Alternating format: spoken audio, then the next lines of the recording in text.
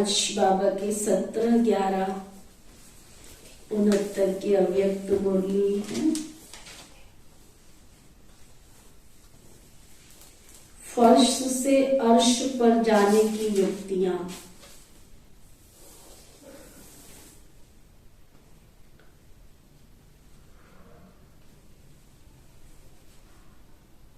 बाबा आज हमको अर्श माना फरिश्तों की दुनिया में कैसे जाना है उसकी युक्ति बता रहे हैं। यहां भट्ठी में किस लिए आए हो? देह में रहते विदेही हो रहने के अभ्यास के लिए। जब से यहां पांव रखते हो तब से ही ये स्थिति होनी चाहिए। बाबा के घर मधुबन जाते हो, बाबा के घर आते हो, जैसे ही पांव रखते हो अर्श से अर्श पर जाने की ये स्थिति होनी चाहिए। जो लक्ष्य रखा जाता है उसको पूर्ण करने के लिए अभ्यास और अटेंशन चाहिए।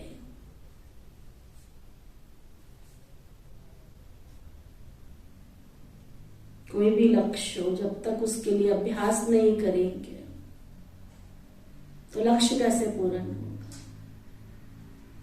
तो लक्ष्य की प्राप्ति के लिए अभ्यास जरूरी है, अटेंशन जरूरी है। बाप दादा हरेक को नई बात के लिए बुलाते हैं। अधर कुमारों को विशेष इसलिए बुलाया है कि पहले तो अपना जो गृहस्थ व्यवहार बनाया है उसमें जो उल्टी सीढ़ी चढ़ी है उस उल्टी सीढ़ी से नीचे उतारने के लिए बुलाया है। जो गृहस्थी होते हैं ना, बाबा कहते हैं पहले तो उल्टी सीढ़ी चढ़ी है तो बाबा के बच्चे बने, तो उसके बाद उस उल्टी सीढ़ी से नीचे उतारने के लिए बुलाया है। और उल्टी सीढ़ी से उतार कर फिर किस में चढ़ाना है? सीढ़ी से तो उतारेंगे तो चढ़ाना किस में? अर्श से फर्श पर, फिर फर्श से अर्श पर। उल्टी सीढ़ी का कुछ ना कुछ जो ज्ञान रहता है उस ज्ञान से अज्ञानी बनाने के लिए थोड़ी बहुत भी जो स्मृतियां हैं पुरानी दुनिया की, पुराने संस्कारों की, पुराने गृहस्थ की, बाबा कहते उन स्मृतियों को भी भुलाने के लिए, उनसे भी अज्ञानी बनाने के लिए, और जो सत्य ज्ञान है उसकी पहचान देकर ज्ञान स्वरूप बनाने के लिए बुलाया है। पहले उतारना है फिर चढ़ाना है। जब तक पूरे उतरे नहीं है तब तक चढ़ भी नहीं सकते हो। ये तो सिद्धांत है ना, या तो ऊपर की ओर जाएंगे या नीचे के बीच में से तो हो नहीं सकता। तो पहले तो उतरना पड़े पूरा। सभी बातों में अपने को उतारने के लिए तैयार हो, बाबा पूछ रहे हैं। कितनी बड़ी सीढ़ी से उतरना है? उल्टी सीढ़ी कितनी लंबी है? अभी तक जो पुरुषार्थ किया है उसमें समझते हो कि पूरी सीढ़ी उतरे हैं।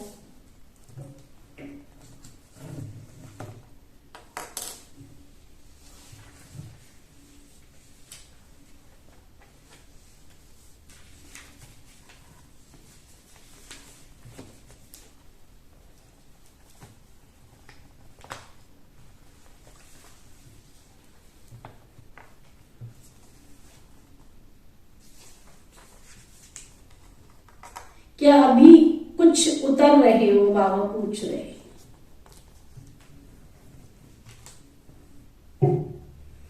पूरी जब उतर जाएंगे ना तो फिर चढ़ने में देरी नहीं लगेगी। समझ में आया? बाबा कहते हैं अगर पहले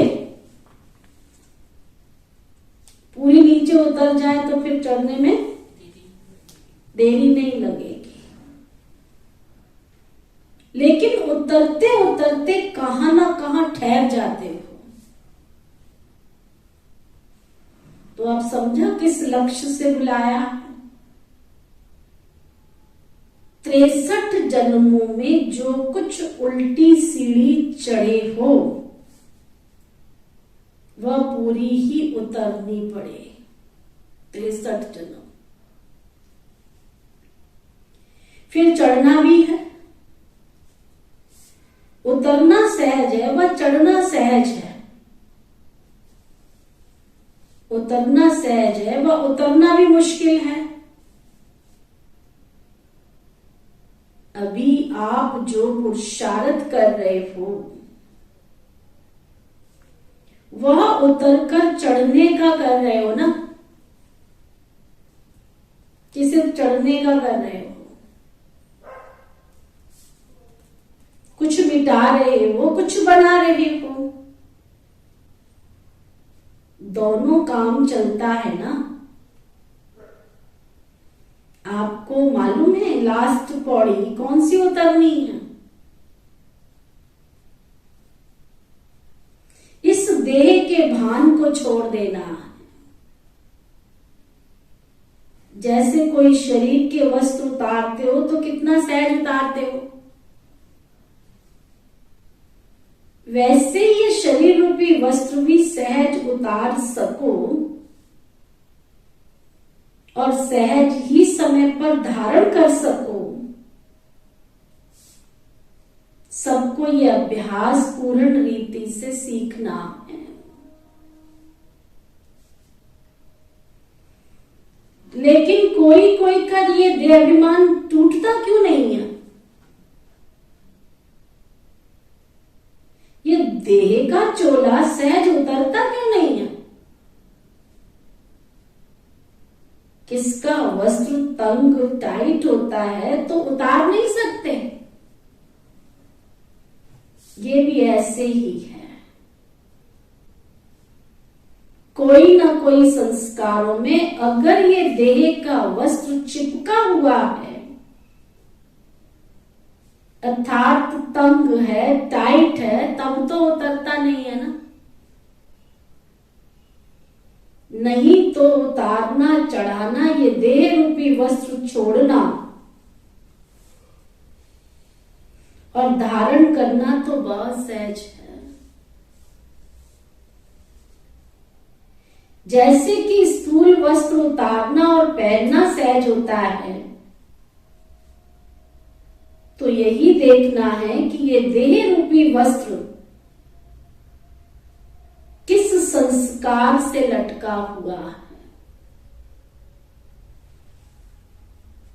जब सभी संस्कारों से न्यारे हो जाएंगे तो फिर अवस्था भी न्यारी हो जाएगी। इसलिए बाप दादा भी कई बार समझाते हैं कि सभी बातों में इजी रहो। जब खुद सभी में इजी रहेंगे तो कार्य भी इजी रहेगा। अपने को टाइट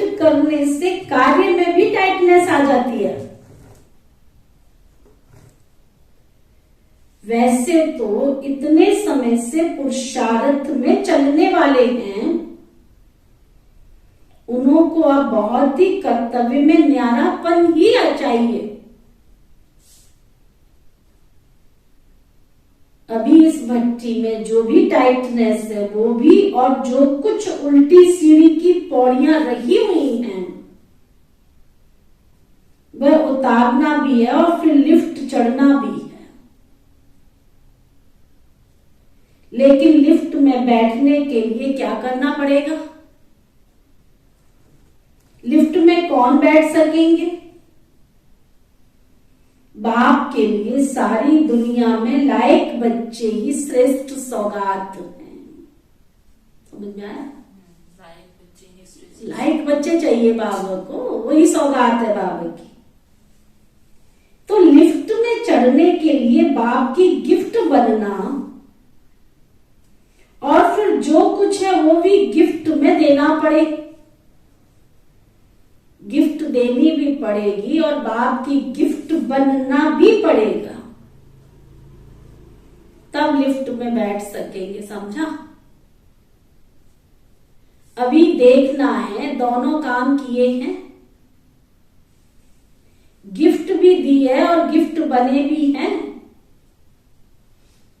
गिफ्ट को बहुत संभाला जाता है और गिफ्ट को शोकेश में सजाकर रखते हैं।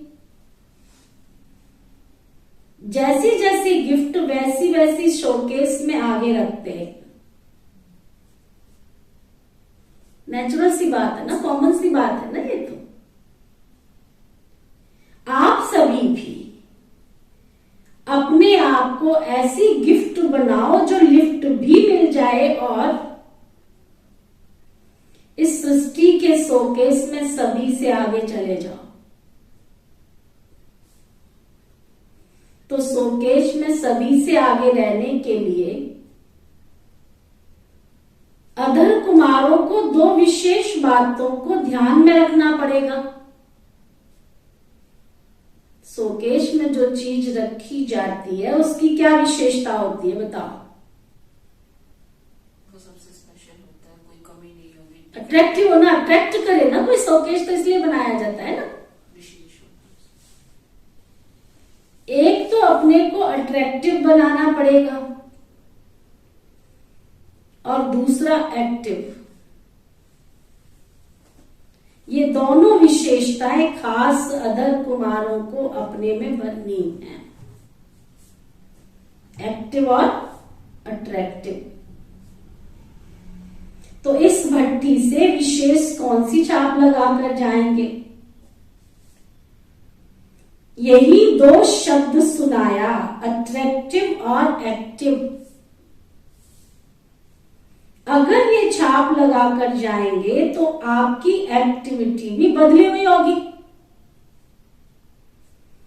जितनी जितनी ये छाप और ठप्पा पक्का लगाकर जाएंगे उतनी ही एक्टिविटी भी पक्की और बदली हुई देखने में आएगी।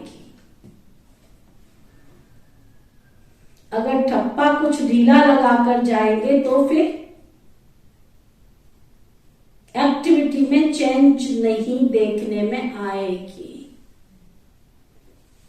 यह तो सुनाया था ना, भट्टी में आना अर्थात अपना रूप रंग दोनों बदलना है। भट्टी में जो चीज आती है उनकी जो बुराई होती है ना वो गल जाती है। जो असली रूप है ना, जो असली जो कर्तव्य है वो यहां से लेकर के जाना है। वह कौन सा रूप है, क्या बदलेंगे? अभी रंग बदलते रहते हैं, फिर एक ही रंग पक्का चढ़ जाएगा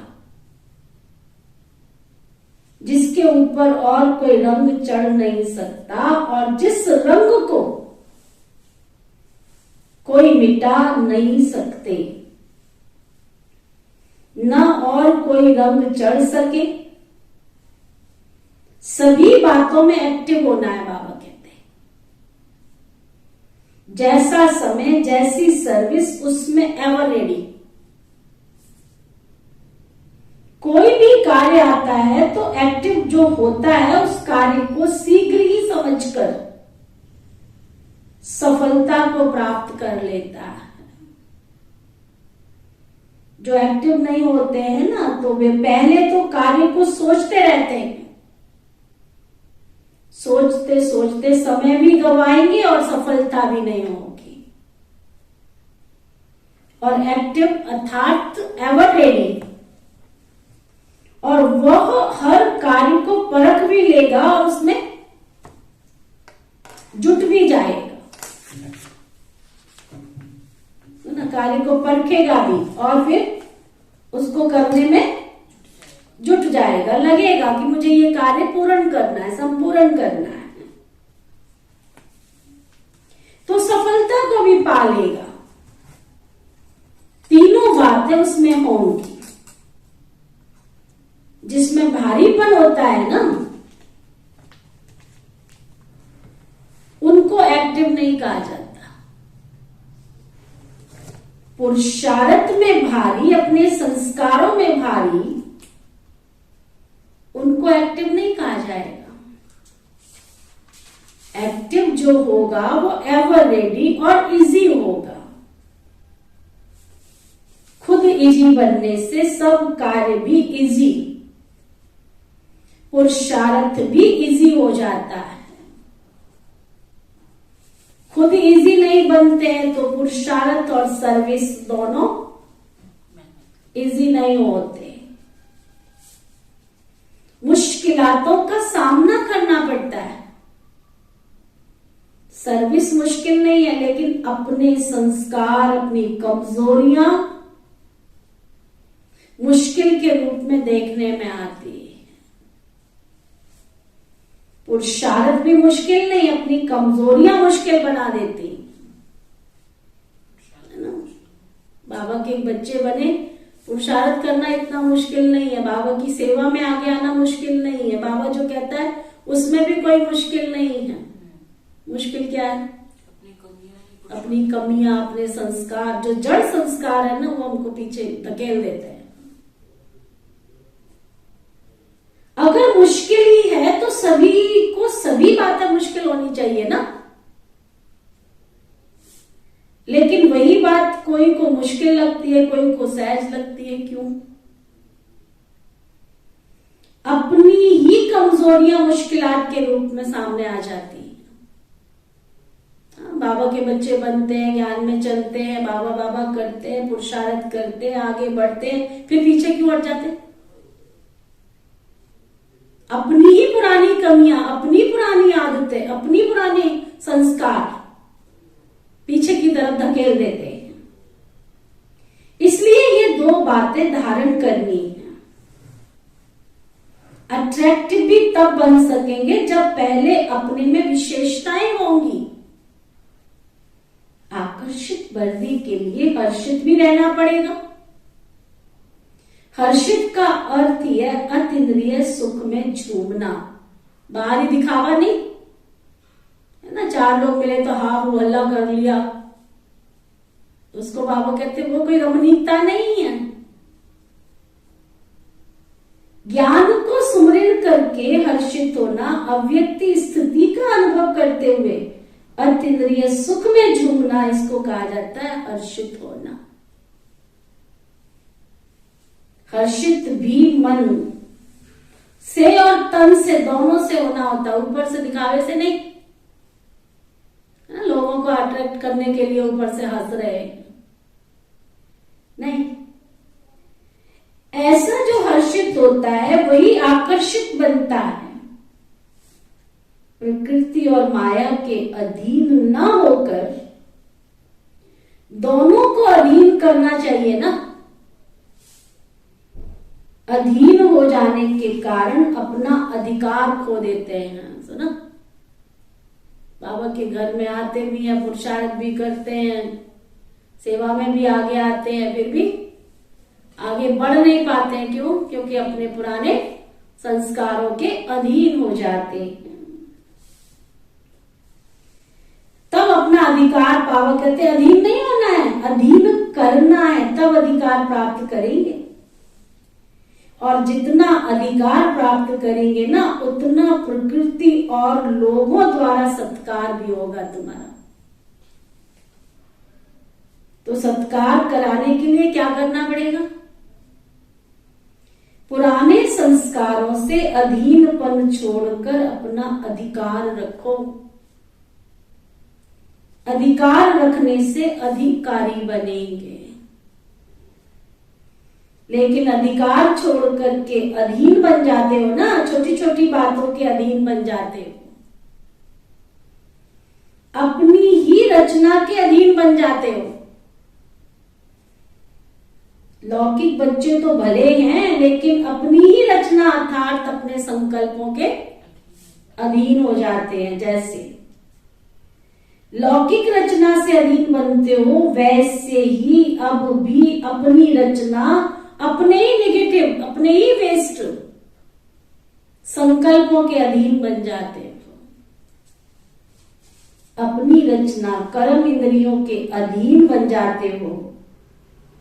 अधीन बनने से ही अपना जन्म सिद्ध अधिकार खो देते हो ना। तो बच्चे बने और अधिकार हुआ, सर्वदा सुख शांति पवित्रता का जन्म सिद्ध अधिकार कहते हो ना। तो अपने आप से पूछो कि बच्चा बना और पवित्रता सुख शांति का अधिकार प्राप्त किया?